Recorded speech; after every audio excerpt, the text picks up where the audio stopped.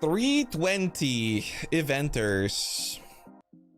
What do we have here? As we've announced recently, we expect to launch Path of Exile's next expansion in early April. This extension has left a gap in March that we are filling with some types of events that we haven't run before. Oh, today's news post goes into more detail about what to expect. Haven't run before. Our approach with the new event types is to try things we haven't done before. Try to create interesting variations of Path of Exile to put your game knowledge and skill to the test.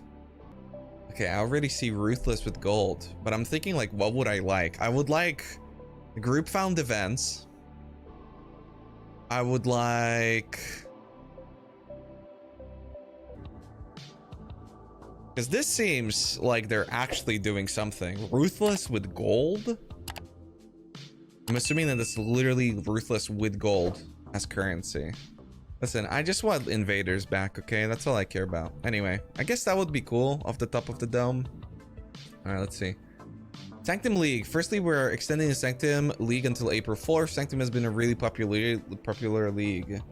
April 4th? Wait, when did these events happen? Week 1? Is this out of 4 or is it 4 weeks long? I don't understand. Ruthless with gold. Back in 2007, when we were initially designing Path of Exile, we decided to issue? What is this? Eschel? What is this word? Ruthless is 1 month. Okay, it is 1 month then. Huh. A gold coin system in favor of currency items that are used for crafting. We wrote about this in 2011 dev diary entry, rethinking gold as currency. Really? I don't think I've read that ever before. With a decade and a half of hindsight, our currency system turned out to be a great decision. We have often wondered what would Path of Exile have been like if we had just gone with gold coins. That's really fucking interesting, I gotta say. That's very cool. The Ruthless with Gold event is a way to try this out. Think of it as an alternative reality version of the early Path of Exile days, finally made possible by the Ruthless mode we released earlier this year. Like, I feel like when it comes to Path of Exile's currency system, it was one of the big initial appeals of the game, and it worked incredibly well. And nowadays, it's the opposite. It's like kinda, yeah. PoE's currency system is really... it's great, don't get me wrong. It has the potential to be great, but the numbers are what they were 10 years ago. The currency drops are still not vacuumable, so you still have to individually click fucking everything. They've only recently made it so that they stack. And then the currency system is expanded to like a million other fragments and pieces and splinters of like a million different things that are also currencies. And so the idea is great, and it was a super big thing initially for PoE. But nowadays they've put so little work into it that it's really dated. Because like, if I gotta click fucking 2,400 alterations or whatever it is to get +1 on a wand, I'm sorry, that's not a good system. Like, make it so that it drops less. Make it so that it drops in stacks. Make it so that it's vacuumable off the screen. Or preferably for me anyway, auto picked up by some like little Fernando thing. And make it so that I don't have to click 2,000 times to get a chance at an item that then I need to fucking get 50 other chances on because I have to regal and all these other things for it. Because you've removed system that made it so that something like 2,000 alteration orbs against an item is actually valuable, because then I can guarantee with large amounts of currency the fact that I'm going to end up with an item that's actually good in the end, right? So yeah, it's interesting, I guess. Quickly people forget that we used to pick up every orb of alteration. It was terrible. How quickly people forget that other people still do it. Welcome to solo self-found. Okay, The Ruthless with Gold event is a way to try this out. Think of it an alternate version. Okay. In Ruthless with Gold, monsters and chest drops. Chests drop coins, which can be used to buy items from vendors. All vendor prices throughout the game have been replaced by prices in gold coins. Vendor prices. It's interesting because the vendor prices work differently in Ruthless. I mean, a lot of you guys probably haven't played Ruthless, but there's like very different prices for things, and like gems have their own price, which is like a special piece of currency that you can only get 2 of per character and all this shit. So kind of cool. When you sell items to vendor, you receive gold coins rather than currency shards. Oh wow. And yeah, you get like literally 0 currency because you get literally 0 items. So things like alterations, like I've played 2 maps and I've had a grand total of 1 alteration throughout the entire playthrough, including like a bunch of maps. So yeah. Other Ruthless vendor recipes are unmodified. Okay. There may also be a few other uses for gold that will describe closer to the event's launch. Due to how many gold coins you find, they auto pick up as you approach them. Please make them like a bigger pickup than like what it is in Sanctum. Please, just one time give me a human experience. We've got no movement skills. Just make them pick up, Chris. Please, I beg of you. Gold coins are itemized like Parandus coins and stack up to 5,000 per inventory stash space. Oh, it's like, yeah, it's literally like Parandus. 50k in currency stash wild card spaces. Okay. Pay to win, let's go. In a party, gold coins you pick up are shared between nearby party members. Cool. You can still find currency items at regular Ruthless drop rates. I.e. not often. Never. Gold coins are dropped in addition to regular currency, meaning that in Ruthless with gold, there's somewhat less item scarcity than full Ruthless. Okay. Sanctum is not enabled. Oh, otherwise base Ruthless rules apply. Sanctum is not enabled. Why? Why this decision? Ruthless with gold is a 4-week trade enabled non-hardcore event. Non-hardcore?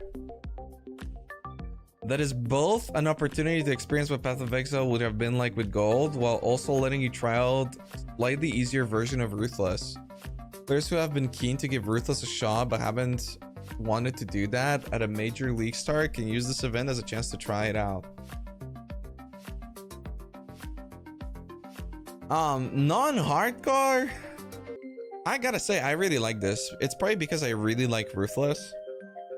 So this is a good opportunity for people to try out Ruthless. I don't know, because I'm assuming that, okay, the next one is, oh, asynchronous group SSF events. Wait, that's literally exactly what I said that I would like. Okay, interesting. It's like the 2 things that I wanted, but in one event. All right. Yeah, but this starts week 2, which means that for 1 week, I'm playing softcore Ruthless. I don't know how I feel about that. The fact that it's softcore is kind of pain champ. I think hardcore trade would be nice, but it would probably be too annoying for people to do. But like, are people actually gonna play this?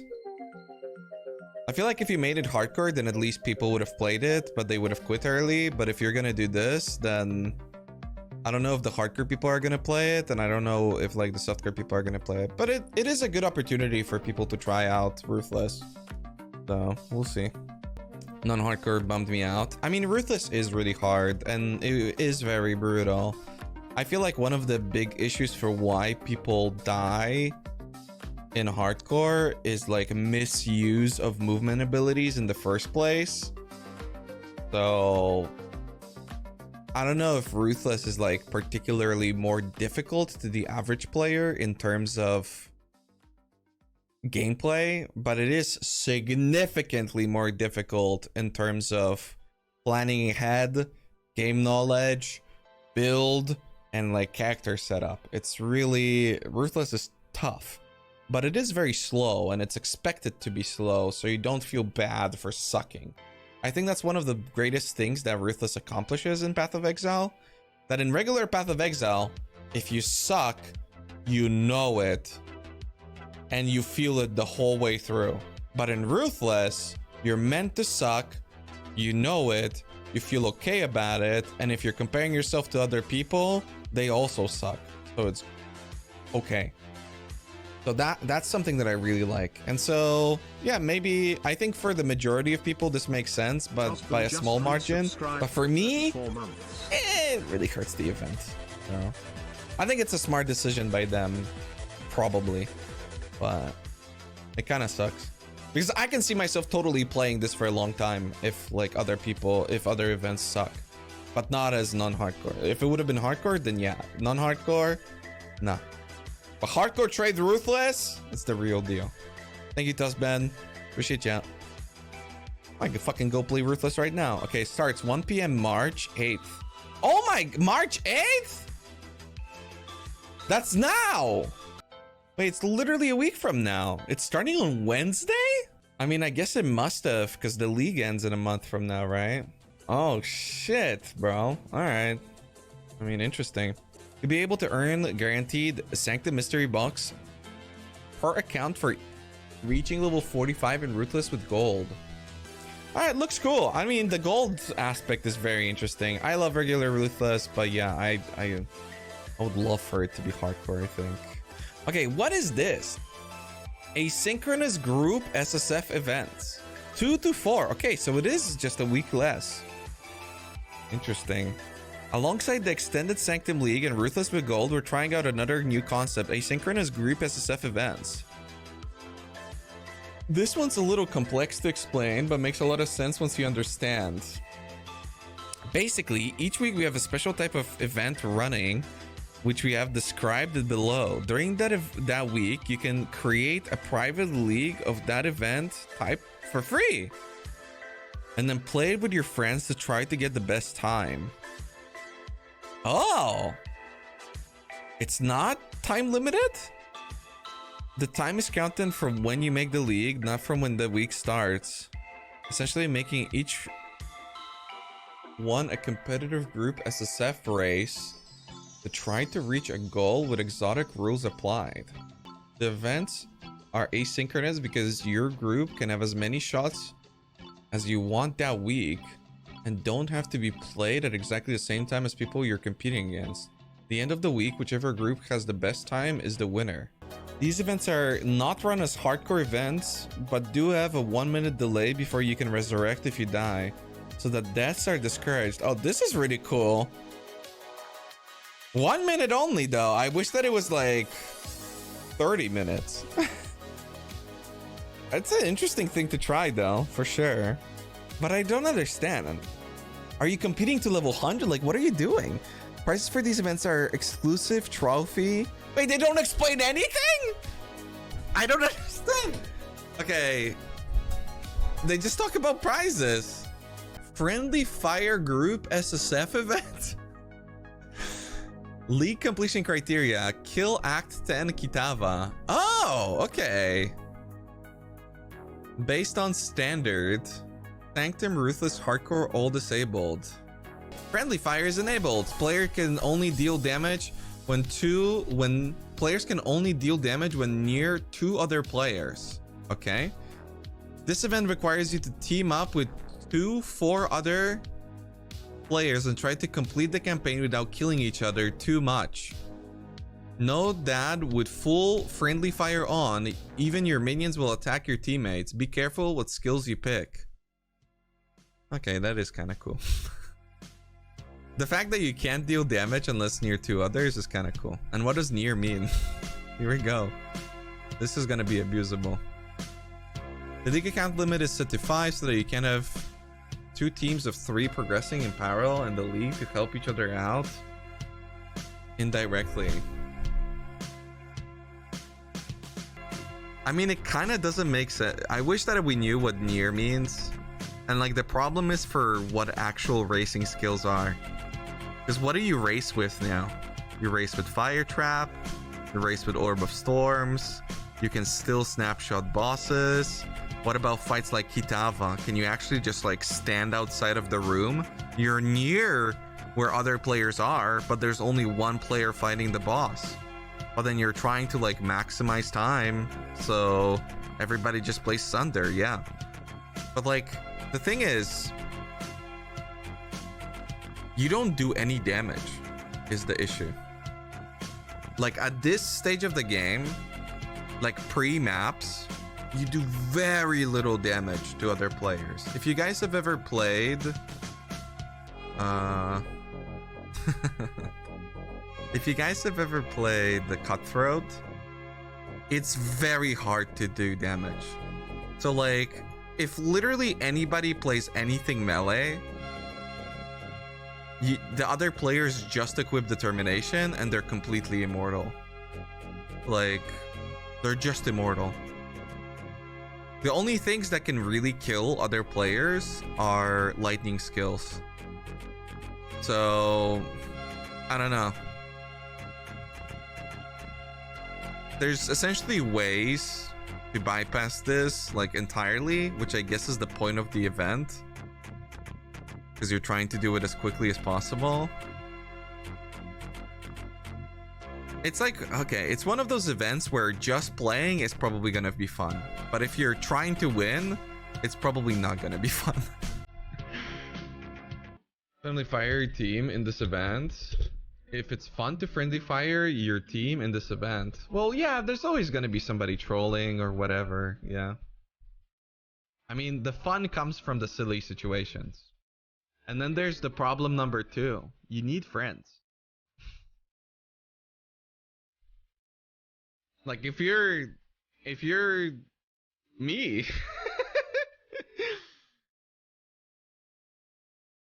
like what do? You just can't do anything this week. I mean, I'm probably gonna find some friends just to fuck around with. Like, I don't know. Who would I play with? I would play with Carve if he was around, Sedge. I mean, probably Pack, maybe Ventura. Those guys. That's all I really need. Tai and then... Oh yeah, then Doom. Then Doom would play with us for sure. Tai no. Would you like to kill the most? Well, going back to those Cutthroat events, the way that those Cutthroat events would basically work would be either me and then Doom would like kill everybody. We would kill Merville and just sit in Southern Forest and kill everybody who tried to progress. Or me and Dead and Doom would completely ignore everybody and just race as much as possible, and then in the last 5 minutes we would PvP against each other to see which player gets the most XP, because killing other players gave you XP. It's just, it gave you very little XP. That's literally how those Cutthroat events would be. And it would be like, you know, Dead and Doom rank 1, me rank 2, and we'd be like level 35 to 38, and then the third player would be like level 14. That's how those events look like. It was weird. Grangled passives group SSF event. Grangled official part of the lore. Let's go.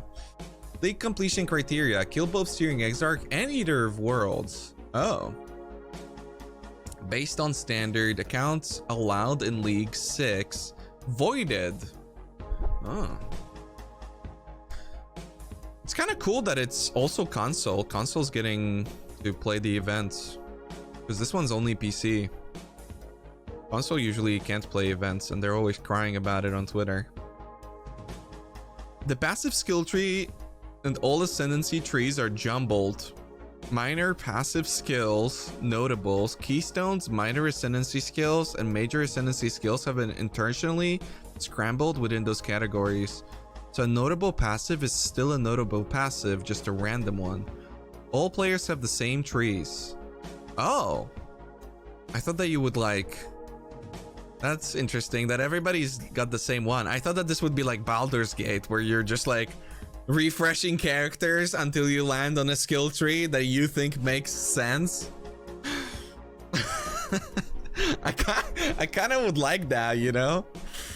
It's just like you're checking your skill tree, but you can only see parts of your skill tree.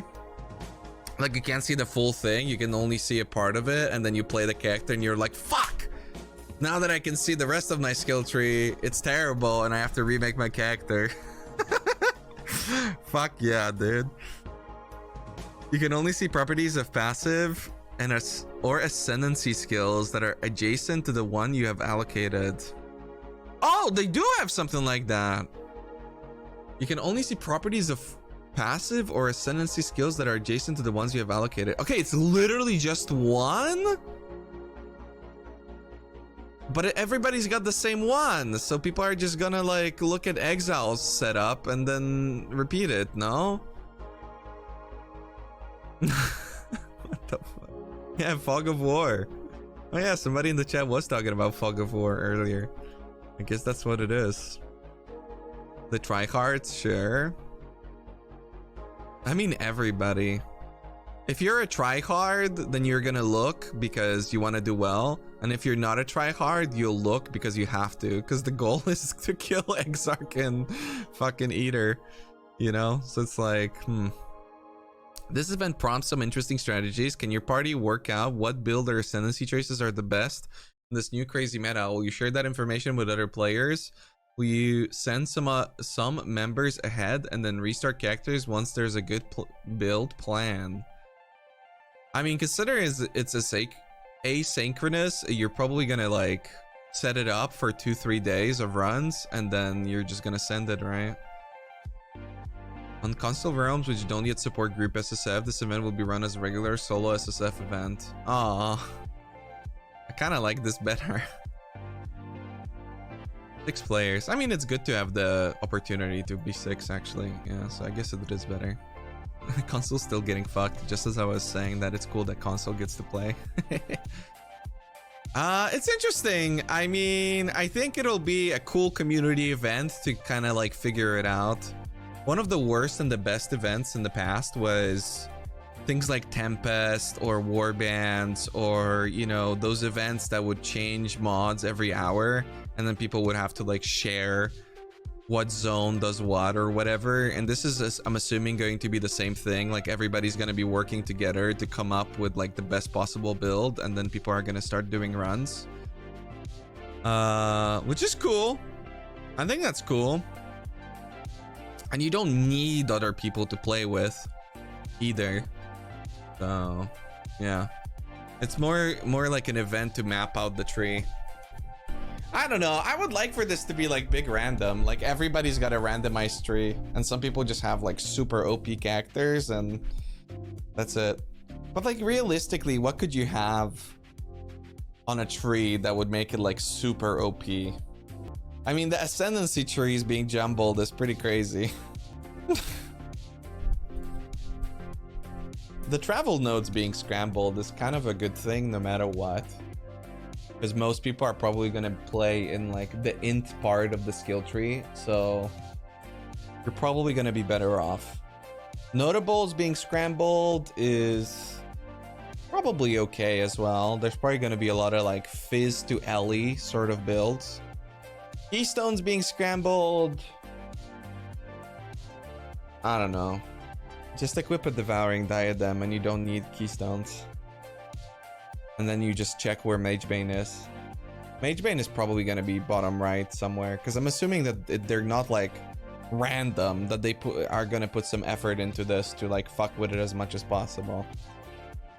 And then yeah, I mean, the ascendancy stuff being scrambled is super interesting. DD League. Yeah, I mean, probably. DD is definitely going to be the best. Because DD doesn't require anything to be super powerful. Like, melee is not going to work. I mean, unless there's just a really good tree for it. But DD is probably best. Attributes will be annoying. No, attributes will be better than ever, I think. Like, think about it. On average,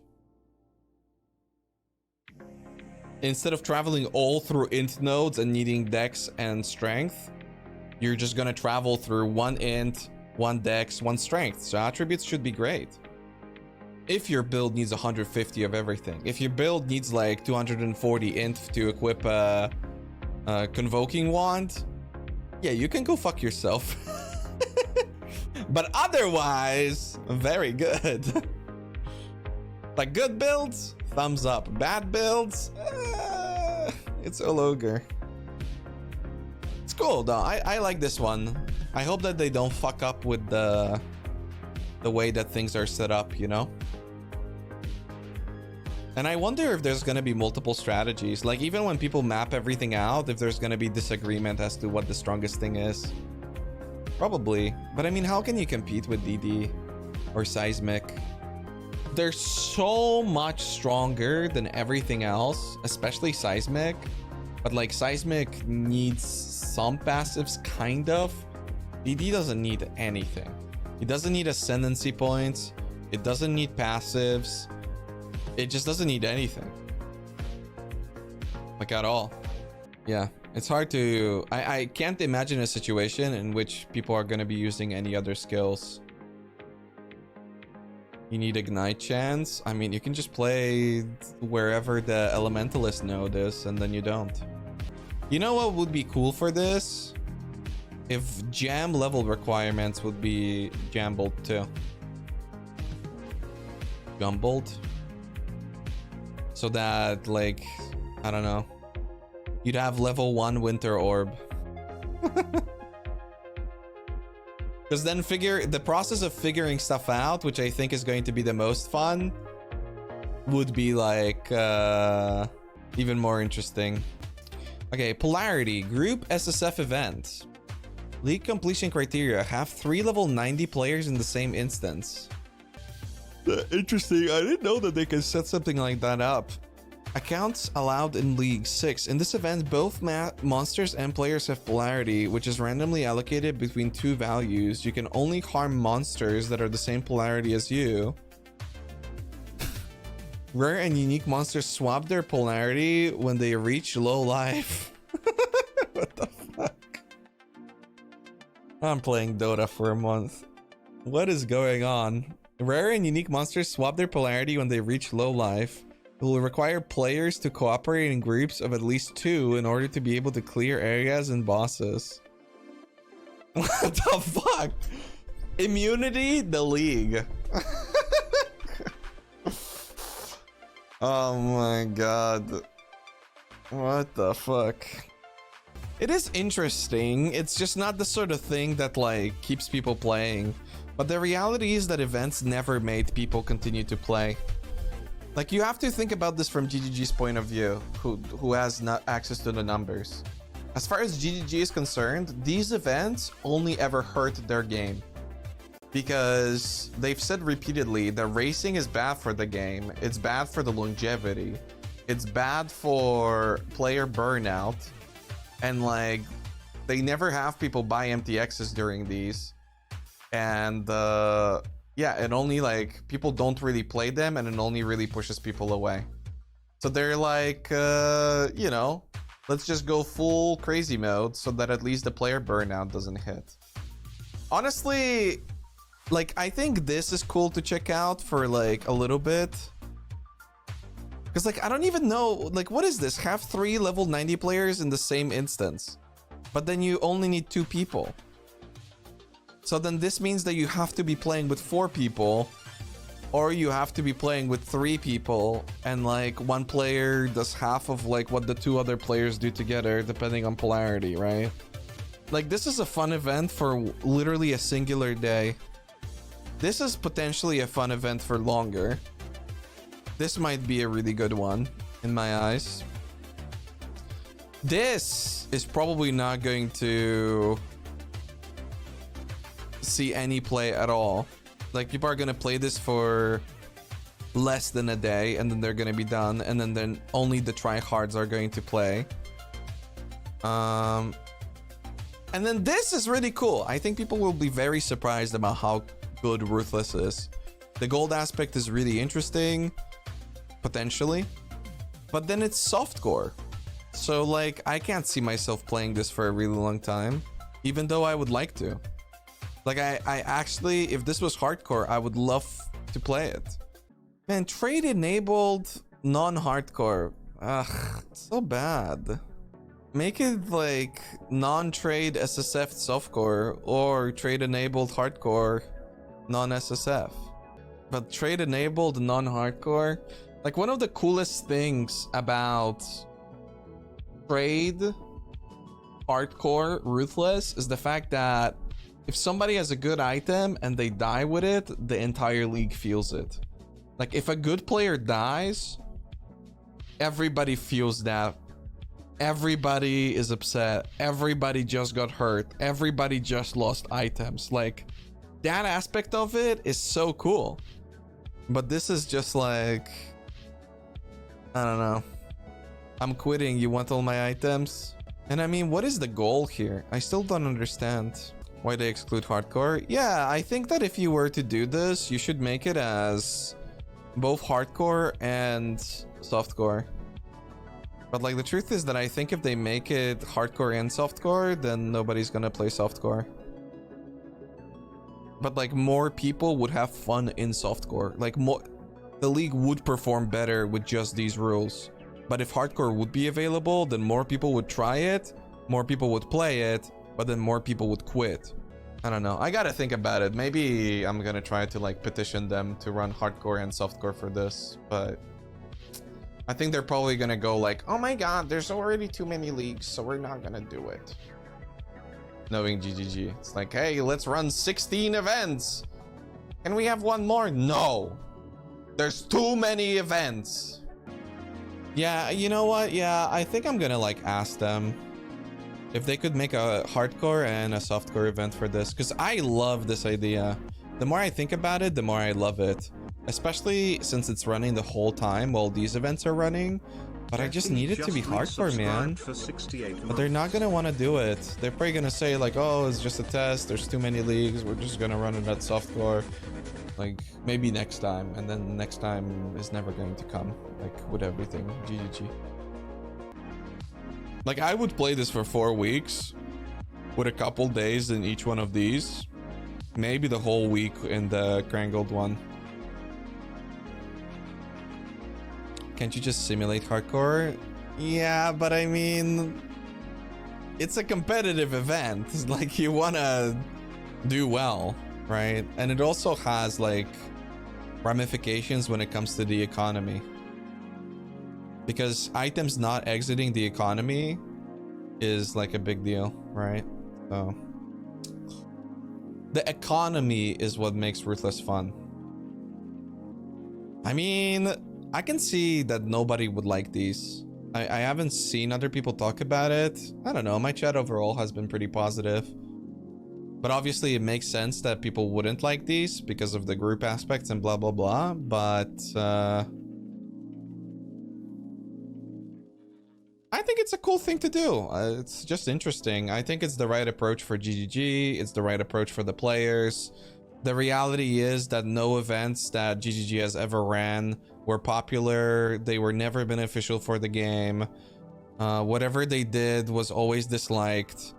They wouldn't listen to the player base, and things that we would request of them behind the scenes, they would always just go no.